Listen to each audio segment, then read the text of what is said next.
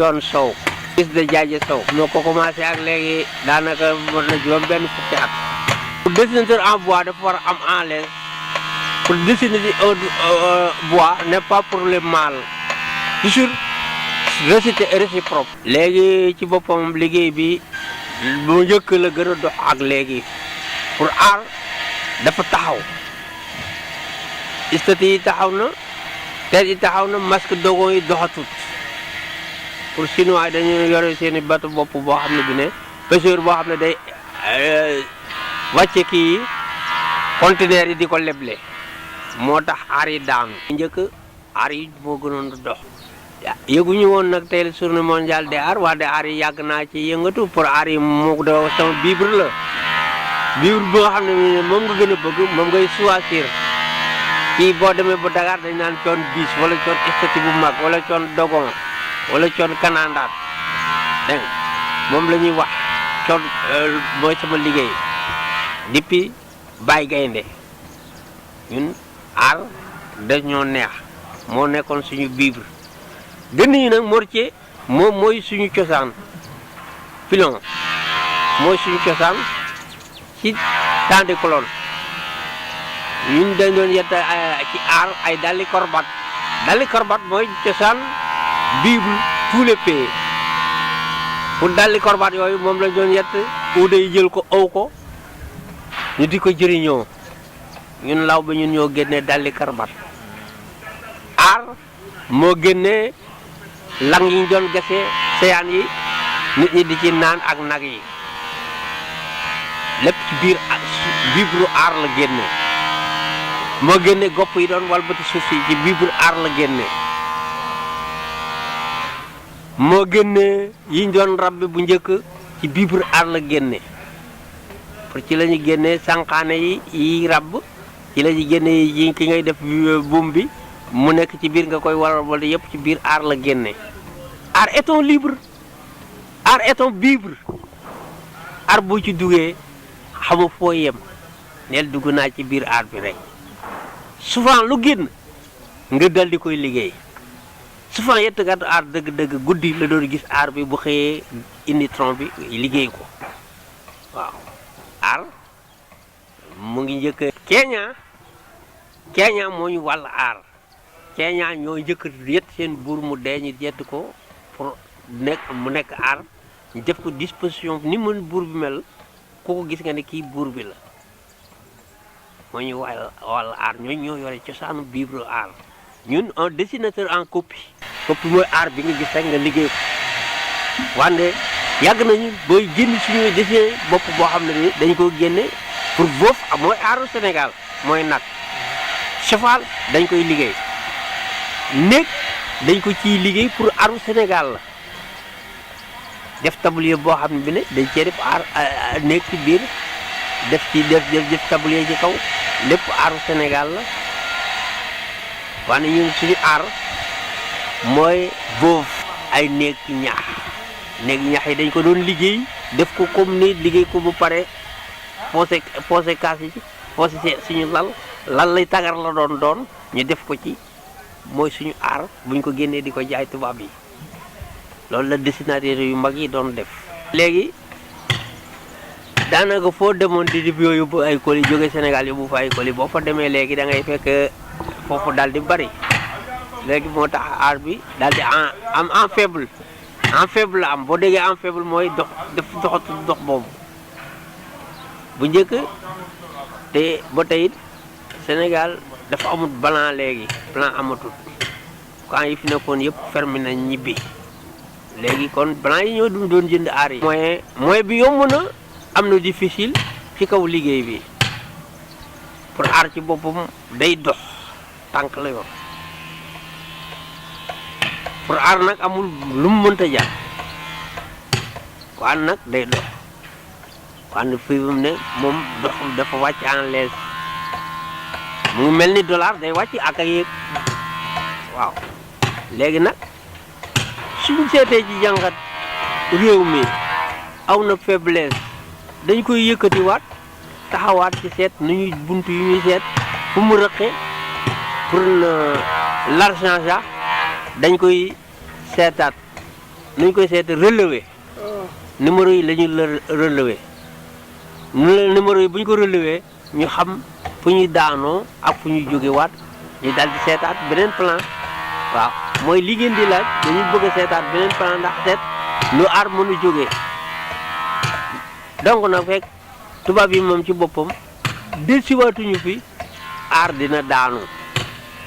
nun noir bëgguñu aar bëgguñu ko amuluñ njëriñ blanc moom moo bëgg aar xam nga lu ñu noir lu mu bëgg tableau coraniste mooy àlluwa ñun loolu la ñu bëgg aar na livre boo xam ne lu ci ne rek loo gis ñu yett rek ci aar la génn bu dee bay ci aar la génn bu dee lal ci aar la génn loo gis rek ci aar daal ci la génn ay buntu la nag buntu boo ci ñëw rek nga commencé foofu kooku ci kaw gis-gisu daara dunya bi moom ci boppam mooy suqali bi mooy lan ñun ay dessinateurs yu bari ngi fi woon ak yettkat yu bari dañ doon yett Samba Kor Ndumbaan fasu Lat Joor dañ doon yett Samba Kor Ndumbaan fu mu rëkk fas fi dingal fasu daal di jóg trompant à l'aise lépp dañ koy doon yett façon esthétique bu la neex nag ñu yettal la ba ci masque dogo masque cargona lépp dañ ko doon yett waan léegi amatuñ jotoo yooyu rëtt ko boo ko yettee mu tëdd fi mu war fee tëdd ñaari at bu fi tëddee ñaari at noo koy def kon xam nga ne liggéey bi doon wala mu tëdd fi ñetti at jaayoo ko noo koy def ah da ngay mujj teg ko foofu en lettre rek doo ko bëgg a sànni te di nga bëgg da nga naan yàgg ñu ñëw di ko jënd ñooñu nag fu ñu donc day am benn bés am ku ñëw jënd ci benn ëllëg keneen ñëw jënd ci benn léegi ku bëgg a dimbale ba vivre aar da nga leen di dimbale foo xam ne ci réewu tubaab yi boo xam ne fu sa collier demee ñu jaay ko buñ ko jaayee mën a versi waat ko waa vivre aar bi ñu commencé waat liggéey waane fu ñu amul fu ñu ko yóbbu boo leen lebalee xaalis it riti donc dañuy daanu mu bor topp leen ci souvent nag boo déggee ma koy wax di ñun sculpteur fii ba Dakar fii ba fu Sénégal yem dañoo bëgg ñun sculpteur ñu dimbale ñu ci vivre art pour art amaat donc fi mu nekkoon mu delluwaat fa pour mu ngi mel ni école dans les militaires soldat dafa bëgg ko avancé waan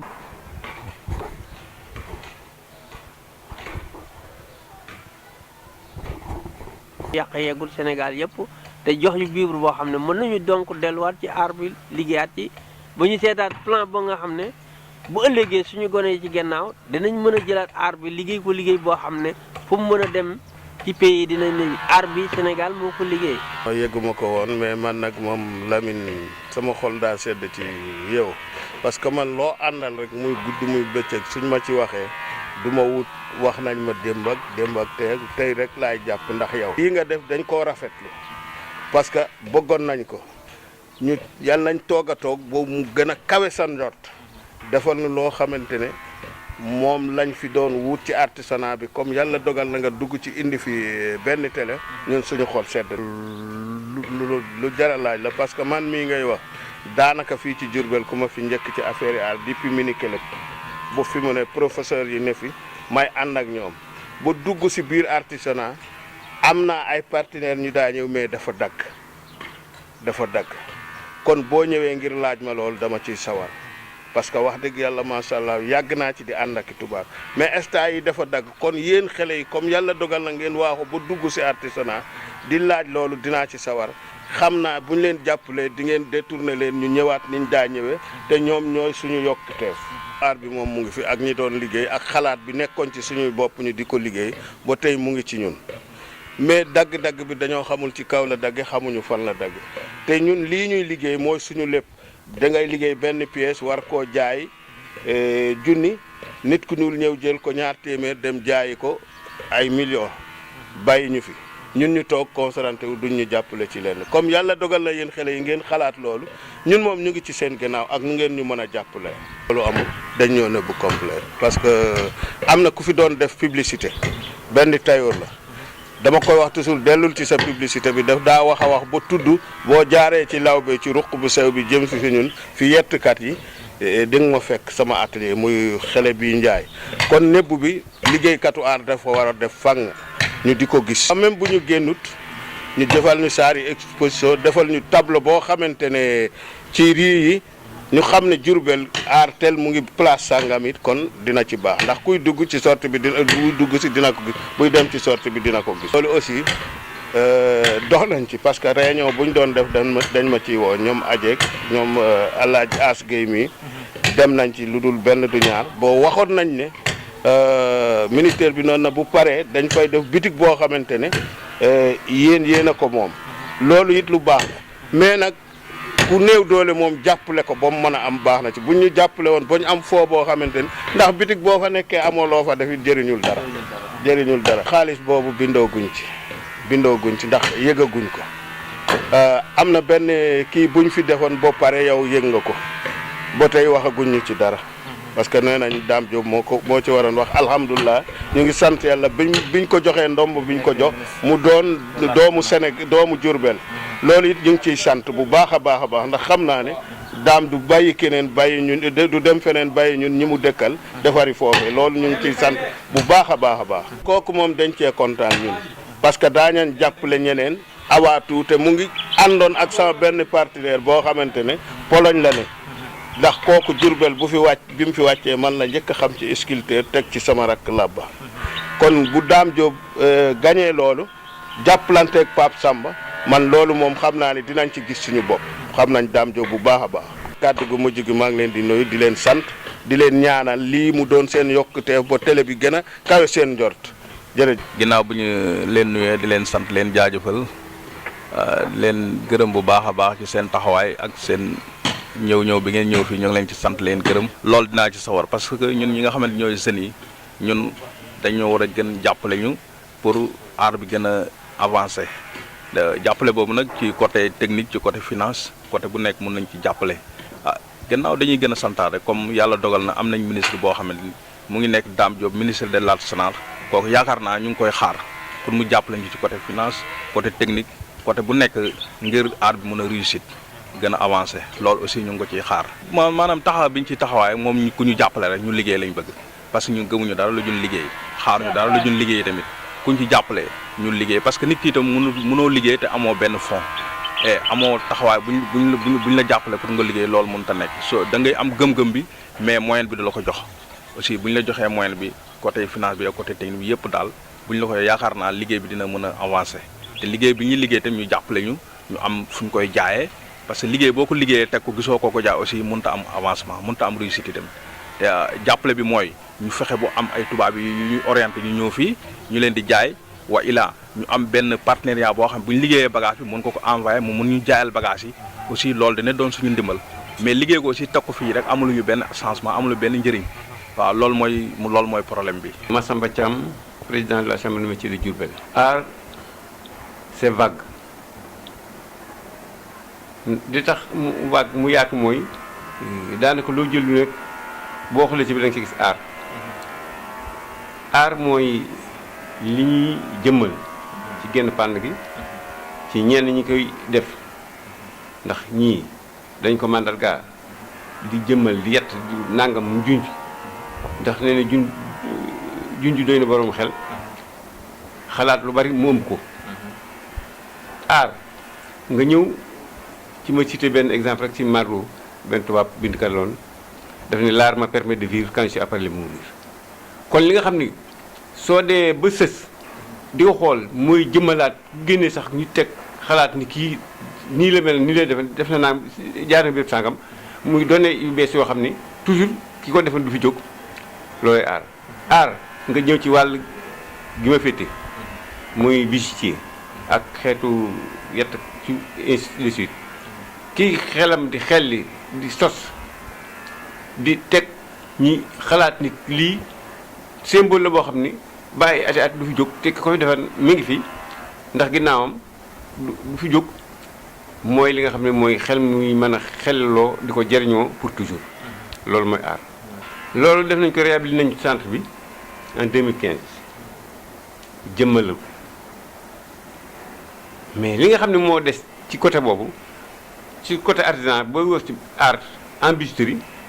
xam nga il faut nga créer li ngay créer da ngay am lu ko mën a defee matière première bi ñu mën a am muy xaalis muy or jafe na jafe nga c'est rare amul fi marché boo ko mën a jënde marché naa nga koy jënde jënd ko nga am sa alal joor ko baa nga jaay ma ko jënd ko ci jënd koo sax am na difficulté yoo xam ne boo ci bu ñu la détaillé lépp da ngay yéemu comme marché boo dem jënd ko teg li ci fekk xaalis fekk ci or te mënu koo ñàkk te mooy suñu lépp tax na mooy gàllankoor teg ak difficulté jamono ji ni mel mun na koo am nañu ko war a bëggee di ko def di ko exposé mais ñi nga xam ne ñu ngi ciy fortaat di ci def ni ñu fekkoon di ko def ko liggéey di ko exposé ñu koy xool di ko jënd ba tey ñu ngi ci loolu jànkonte jamono ji nag ku ne xam na ni jamono ji am ay difficulté xam ngeen ko xam naa ko ba tax na leen bëgg lépp duñu koon li ñu ne ku amul ndey naam fa maam moom dal li ñu am niveau bari dañ koy jéem a gëm di ko saytu di ko teg di ko bëgg bi nga xam ne ñooy gune yi topp ci nañu man ko xam man cee jëriñ ba liggéey loolu problème bi boo demee ci lawbe yi que saalika naka parce que bant bi képp mënatu ko am boo demee ci menuisier yi ndax bant bi ñuy génn di ko sax dañu ko tere xam ngeen ni coupe de bois ni mel ni mu jafee léegi kenn mënatu indi benn bant ñu ngi toog ku nga xam ne lii mooy sa métier mooy sa xam-xam nga di ko war a liggéey amoo accès boo ci mën a demati jafe-jafe daal di ñëw parce que loolu neexul fenn que saalika moo dal nii moo dal nii nga dem wàllu poterie ban ba war a am amatul na mën a nekkee te jafe na jafe goo xam ni mënatu ko am toujours xanaa fenn ngay dem defe toujours nga dem Kër Saer gis exposition yi njaqtaay ay pani en matière de poterie wax li ci feeñ ko ñu fekk ci feneen parce que ñoo cosaan la te dañ ko jël di ko liggéey di ko muy dox lan moo tax li tax mu tax dinaa ko parce que apprentissage ba waroon am nga xam danaa am ci cosaan mag ñi ko jàngale apprentissage boobu boo dikkee état apprentissage rénové la indi apprentissage rénové mooy nga jàng lii ci cosaan yi jàng tubaab boole ko moom mën a jàll bien que teg nañ ko installé ko l'école pour jéem koo doxal mais mag ñi ko daan jàngale ñu ci bari génn nañu àddina seen i doom ña ko waroon xam-xam boobu nekkul ci ñoom der yi nga war a am di ko utiliser am na der yoo xam ne dañu ko protégé doo ko mën a utiliser di si mbaal leen wala yow doo ko mën a parce que nag forêt état daf cee teg ay droits yoo xam ne te mooy dëgg parce que bu ñu toppee ba faagaagal loolu it day métti moo tax lu bari la daan am amatul fan sax daa taa nag boo dee da nga fekk tepp-teppal mooy wax ji parce que foo daa jiitu xam-xam boo dee da nga fekk ku fa xam lii jëlee na ko ci maam ba naa ba ca baam jóge ci maam ngeen koy doxal ainsi de suite xale yi amatuñu temps toog jàng fa temps ba loolu mën a am apprentissage na fi yow mën ngaa jël xale jàngal ko pendant 14 mois war ko ber moom dara mu xam dara amul fenn du benn métier bu mu am rawatina suñu métier bii muy aar mënoo ko jàng 3 5 4 ans xam ci lenn loo xam ne lu ci sax xam-xam du dugg sa bopp théoriquement pratiquement nga boole ko kooku à l'espace de 5 mois 5 ans mu tane pas du tout te état bi léegi 2 ans 3 ans 4 mois nangam pour nga xam dara biir ko métier yu ndaw yi nga mën pour jéem a bañ fii def leneen kooku na nga war a xamee xam doo ko ne xamee nit day wax dëgg te yàlla tax am na loo xam ne certains métiers mënu si koo xamee noonu bëgg nañu formaliser lépp formellement ñi tax xam daal génne mais c'est pas ça une telle rapidité muy jëriñ nit ki suñu bëggee mbir mi dox nañ ko jaar ci fan ko daa jaar traditionnellement ñu jëpp bu ñu ci yokk leneen parce que ku jàng nam bi te jàng métier il faut nga jàng xam-xam boo ko yore parce que boo jàng métier goo xam ne day métti mag jàngale mag ñi yoroon amul ci nun ñii ci xale yi amu ci xale yi duñ ko fa nekk dërëm bi jiite na leen ba tax na connaissance bi na war a amee duñu approfondi il faut aussi dire day wax dëgg si yàlla tax na mel leen mel fu ni kon li ñu amako nii nañ ko jéem a saytu te gëstu nag jëloo soit di ca ginnaaw di xool ndax tubaab ko ne le monde est vieux mais la chose du passé adduna bi boo nee mag ñaa nga mang déedéet jamono ji ni mu mel nii balay mën a tekki dara da nga géer ca démb indi tey tabax ëllëg te loolu ci xam-xam aar ci koy fekk en général ah si mënut a ñàkk parce que adduna day dox adduna day dox tout change et tout bouge rien ne reste ce qu'il est ça c'est une certaine dialectique loolu la loolu ci àddina rek daa am loo ëmb loo xam ne boo gëstoo ba ci biir da nga ko gis te lu tax démocratie on se baigne pas 2 fois dans le même fleuve parce que leen loolu day tourné lu ñëw rek phase boobu nga nekk ci mais bu mu tax nga fàttale nga xamante ni boo ko maîtriser da nga ànd moom jamono xel day jëriñ ci xel nit ki touristes yi dëgg la wax naa la crise mondiale dafa amoon mais toujours est-ce que ñu ngi ñëw mais dans un temps ñii day orienté jëm bi yëpp ñii temps jëm ca lee parce que man sama atelier nga daa tooga dikki Touba dikki la vieille bijou laa soxla vieille bijou bëggul bijou bees yi kon xam nga ni kooku lu màggal loolu boo fekkee jaa bu màggat bu dam sax moo ko gën a jënd ko yóbbu ko souvenir loolu moo ci nekk suñu yàlla dimbalee itam comme adduna la yox dañuy ñaanaat yàlla mi parce que toujours ñu ngi xalaat ak un lendemain meilleur ëllëg gën a dàq li mu nekk te moom te yàlla nu ko dimbalee incha allah parce que avec la découverte de l'or se trouve à Sabodala et rendu dans le Fouta dans le Matam et ainsi de suite mais mën na indi leneen Sénégal am na foofu toolu xam ne bu ñu yàlla dimbalee suppa képp koo xam ne amal nga lenn ci xam-xam jàngal ko ni mu dox dana dem ba na sant yàlla parce que da xam ne lépp day kaat nekk lu bees parce que adduna moo demee noonu te métier la yoo xam ne du métier yuy faagaagal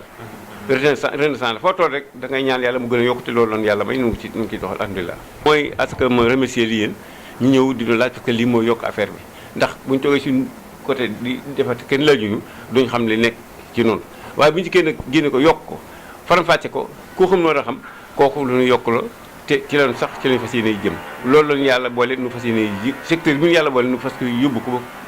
kenn mu sóobu ba tous les artisans gis seen bopp loolu mooy suñu njëriñ mooy suñu li ñu fi tege